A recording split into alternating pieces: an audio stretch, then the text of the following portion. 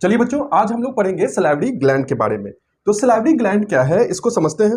तो देखिए, तो सलाइवरी ग्लैंड के बारे में पढ़ रहे हैं तो सबसे पहले ये जानना होगा कि हमारे माउथ में जो सलाइवरी ग्लैंड पाया जाता है वो कितने तरह के होते हैं।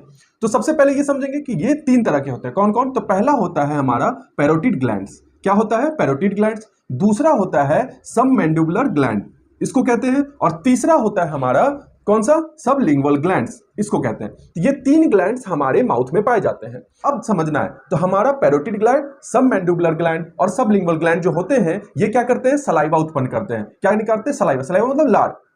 अब समझना है, तो ये देखिए, जब पैरोटिड ग्लैंड का बात हम कर रहे हैं तो पैरोटिड ग्लैंड जो होता है वो ह्यूमन बॉडी में सबसे लार्जेस्ट ग्लैंड होता है। ये सबसे लार्जेस्ट सलाइवरी ग्लैंड है, ठीक है। तो ये याद रखना है कि सबसे लार्जेस्ट सलाइवरी ग्लैंड कौन है?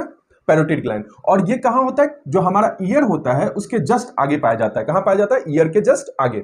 दूसरा जो होता है हमारा सबमैंडिबुलर ग्लैंड, ये हमारा लोअर जो लोअर जो है जस्ट उसके नीचे पाया जाता है। सबमैंडिबुलर ग्लैंड जो हमारा लोअर जो है उसके नीचे पाया जाता है। तीसरा ग्लैंड जो है सबलिंगुअल ग्लैंड, ये हमारा टंग के नीचे पाया जाता है। तो इस तरह से हम लोगों ने ये देखा कि इसका कहां कहां पोजीशन। अब क्या होता है कि ये पैरोटिड ग्लैंड है, आप यहां से देख सकते हैं, इसके में से एक पैरोटिक डक्ट, मतलब बहुत सारे डक्ट निकलते हैं जिसके द्वारा लार हमारे मुंह तक आता है, इसको पैरोटिक डक्ट कहते हैं। फिर उसी तरह से सबलिंगुअल ग्लैंड में देखते हैं तो इससे भी डक्ट निकलता है, जिसकी वजह से जिस डक्ट से हमारे मुंह में सलाइवा आता है, इसी को कहते हैं सबलिंगुअल ग्लैंड। और इसी तरह से सबमैंडिबुलर डक्ट होता है जिसके माध्यम से आप यहां देख पा रहे हैं कि इससे सलाइवा निकल के हमारे माउथ तक आता है। तो ये यहां तक समझ में आया। और आपको ये जानना है कि इस सलाइवा में, ये जो सलाइवा हमारा होता है, जितना भी सलाइवा है, ये सलाइवा में क्या पाया जाता है? एक एंजाइम पाया जाता है। कौन सा एंजाइम पाया जाता है?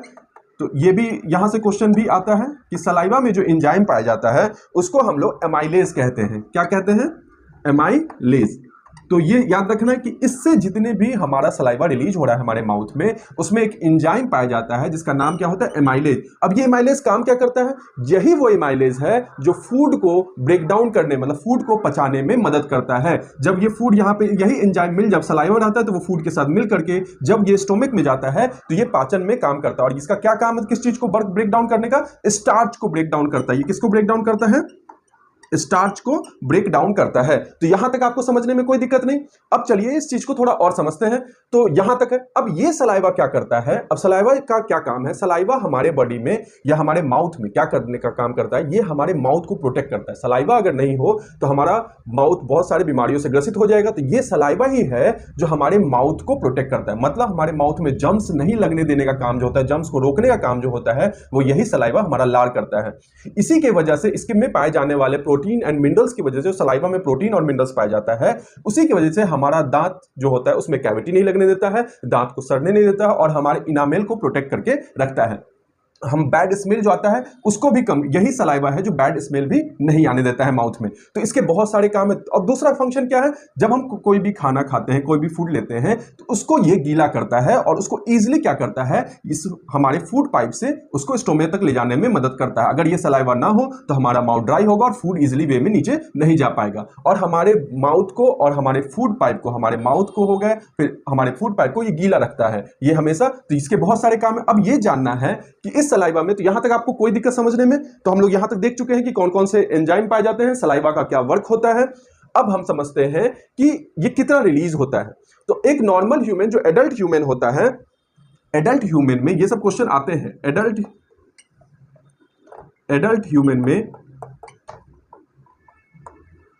ह्यूमन में लगभग 1 से 2 लीटर तक सलाइवा डेली रिलीज होता है। 1 से 2 लीटर डेली ये रिलीज डेली होता है। अप्रॉक्स 1 से 2 लीटर तक सलाइवा डेली एक एडल्ट ह्यूमन में रिलीज होता है।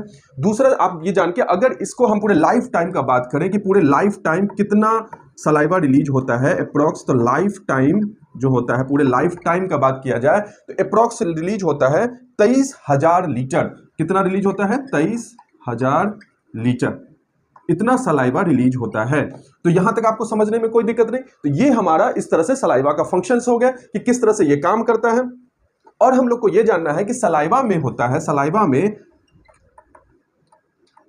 99% जो होता है वो वाटर होता है। क्या होता है? वाटर होता है। बाकी जो है वो मिनरल्स, प्रोटीन्स और बहुत सारी चीज होते हैं। तो ये 99% सलाइवा किसका बना होता है? वाटर का बना होता है। तो यहां तक समझने में कोई दिक्कत नहीं। तो हम लोग ये समझे कि इसका फंक्शन क्या है और किस तरह से ये हमारा सलाइवरी ग्लैंड काम करता है और किस तरह से हमारे डक्ट के माध्यम से माउथ तक पहुंचता है। और सबसे बड़ा जो सलाइवरी ग्लैंड होता है, सबसे लार्जेस्ट जो ग्लैंड होता है, वो पेरियोटिड ग्लैंड होता है।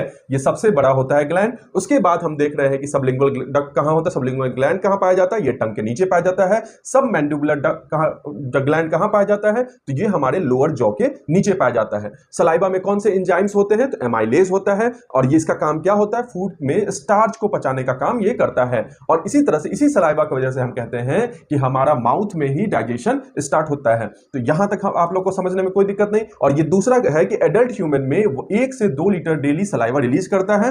लाइफ टाइम देखें तो 23,000 लीटर, सोचिए कितना ज्यादा है, 23,000 लीटर सलाइवा रिलीज होता है। और सलाइवा में 99% क्या पाया जाता है? वाटर पाया जाता है। तो यहां तक समझने में कोई दिक्कत नहीं। चलिए अगले हम लोग देखेंगे क्लास में बाकी जितने भी डाइजेस्टिव सिस्टम के जो पार्ट्स है उसके बारे में।